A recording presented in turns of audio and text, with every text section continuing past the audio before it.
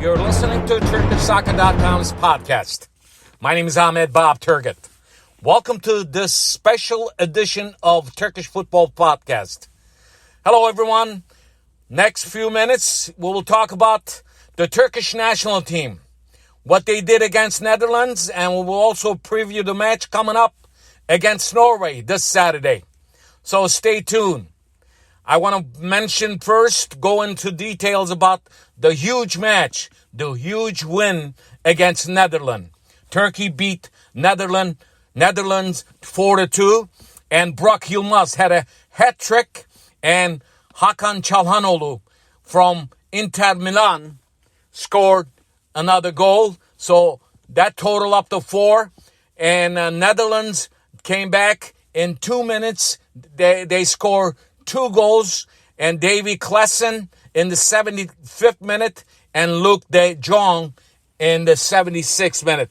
Here's the thing. Turkey started the match very good, and it surprised a lot of people. I think it surprised Netherlands coach Frank de Boer. Even though the weather was a little cold and it was snowing before the match time, it was pretty cold at the game time. But what happened, Turkey, first 15 minutes started very good, and then Burak Yilmaz scored the first goal in the 15th minute. The goal was deflected, but it was still in, so that was 1-0. And the second goal came in on PK shot, penalty kick. Turkey earned a penalty kick in the box, and Burak Yilmaz scored that, and it was 2-0 in the 35th minute. Now, the half ended with 2-0 score. Turkey was still good. They came up on top, and they came into the second half. Soon as the second half started, in the 46th minute, what a beautiful shot. What a beautiful goal by Hakan Çalhanoğlu in this 46th minute. So that made it 3-0. Can you imagine against Netherlands, Turkey is winning in 47th minute 3-0. And I can't not imagine if there was spectators in the stands, it would be a madhouse in Atatürk Stadium.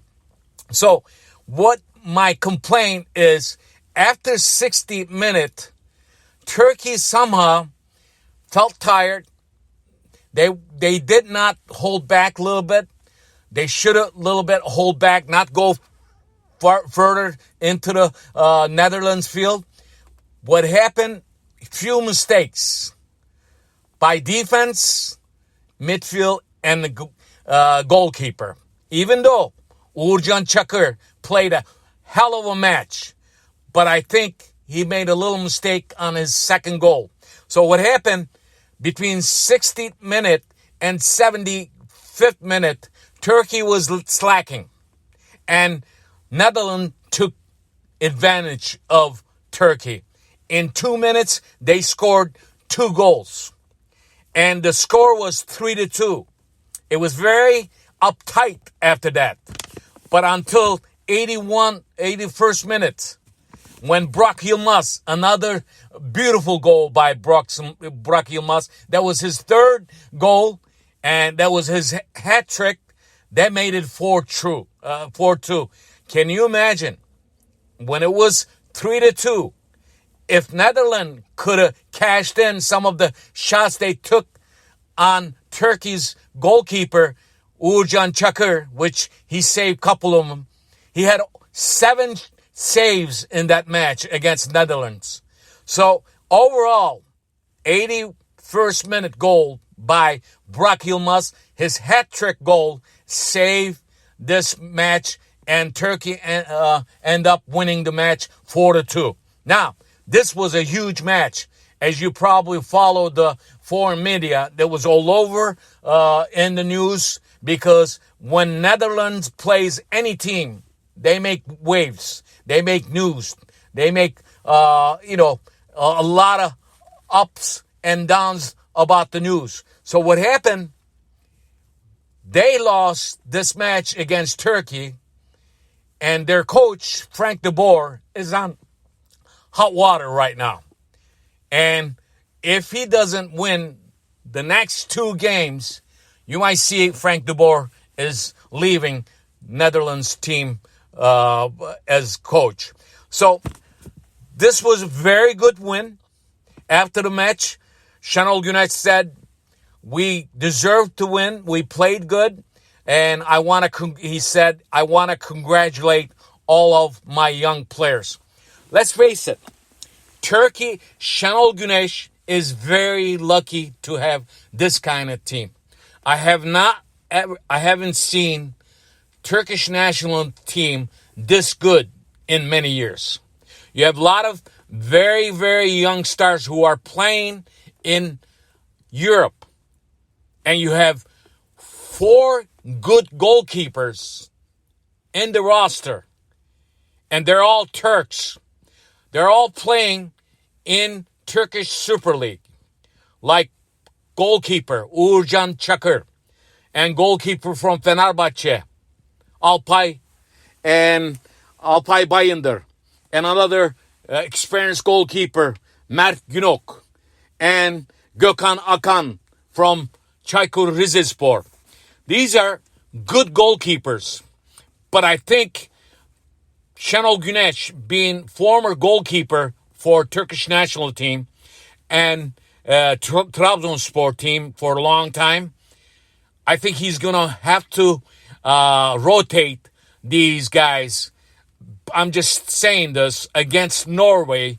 We won't. If I haven't heard anything yet, but I think he might just give a chance to experienced goalkeeper Mert Günok against Norway. Now, talk about Norway match. The Turkish national team will leave tomorrow to go to Norway. But before they go to Norway, they will stop in Spain. They will prepare their practice in Spain. And then they will travel to Norway for the match day on Saturday.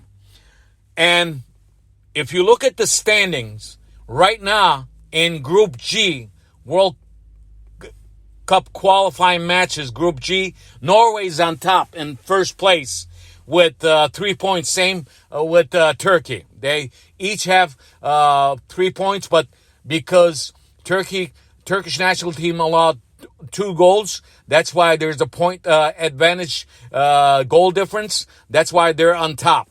Now, there's another team who has 3 points, who is in third place, Montenegro. So it is going to be a huge match, another huge match on Saturday. Because Norway is a good team. Norway has very good forwards, and one of them used to play in Turkey, Sırlat. And one of the young stars in Europe is with Norway, Haaland. So it's not going to be an easy match. And Norway is a small country, but they do have a great team. So let's hope Turkey will earn another 3 points against Norway and stay on top of Group G. But if while Turkey playing against Norway, same day, Montenegro will play against Gibraltar. And I can't even pronounce this. A very, very tiny country. Gibraltar is also, they played against, I believe, Norway. I watched the whole match. And at the first half, that team, Gibraltar, looked good. They have a very, very good goalkeeper. So if Montenegro wins their match, if Turkey loses, or if this Norway match against Turkey ends in tie, and you might see just Montenegro on top of Group G. Now, as far as Turkish national team players, and lately because there was couples injuries, two players left the field, left the roster, Turkish national roster, and Abdülkerim Bardakçı from Konyaspor added to the roster. And I'm just going to run down what Turkish national team roster looks like, and we'll tell you all of these guys and where they playing for. As far as the goalkeepers, I told you 4 goalkeepers. Altay Bayındır plays for Fenerbahçe. Fehmi Mert Günok plays for Başakşehir. Gökhan Akan, Çaykur Rizespor, and Uğurcan Çakır, who had a fantastic match against Netherlands, plays for Trabzonspor. In defense, you have a lot of people in defense. That's where I think Şenol Güneş is going to make a little change over there too. Zeki Çelik from Lille, Abdülkerim Bardakçı, I mentioned to you, Konyaspor, Çağlar Söyüncü from Leicester City, and Kaan Ayhan is from Sassuolo, Merih Demiral from Juventus FC, Mert Müldür from Sassuolo, and Ozan Kabak from Liverpool. Caner Erkin from Fenerbahçe, Umut Meraş from Le Havre AC Club. In the midfield, you have Halil Akpınar from Göztepe, Yusuf Yazıcı from Lille, Dorukhan Toköz from Beşiktaş, Emre Kılıç from Galatasaray, Okay Yokuşlu, West Brom Albion FC, Orkun Kökçü from Feyenoord, Ozan Tufan from Fenerbahçe, Taylan Antalyalı from Galatasaray, Deniz Türünç from Başakşehir, Hakan Çalhanoğlu, AC Milan. I apologize for earlier I said Inter Milan, but Hakan Çalhanoğlu is from AC Milan. In forwards, you have 4 forwards right now showing up. 2 of them played in Netherlands match. Burak Yılmaz from Lille, Cenk Tosun, who's injured. He might play again, and he's from Beşiktaş team. Enes Ünal from Getafe Football Club, and Kenan Karaman, Fortuna Düsseldorf. You know, Kenan Karaman had a huge match against Netherlands, even though he plays in 2nd division in Germany, but he looked fantastic. Now, these 2 matches for Turkey coming up on Saturday and Tuesday, very important. If they earn 9 points out of these 3 matches, it would be fantastic. It would be very good. I want to wish a lot of luck on Saturday against Norway to Şenol Güneş boys. And let's see what happens.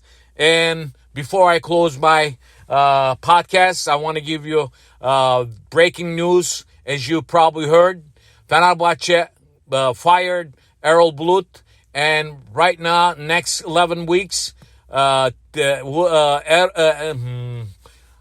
Belezoğlu will be coaching Fenerbahçe. So those are the things happening. There's a lot of coaches changing in the Turkish Super League. This is probably the 28th or 29th coaching changes this season so far. This is incredible. This is awful. You cannot have consistency if you change this much coaches in one season. Look at some of the teams. They're changing 5 coaches in this very young season yet. 4 coaches.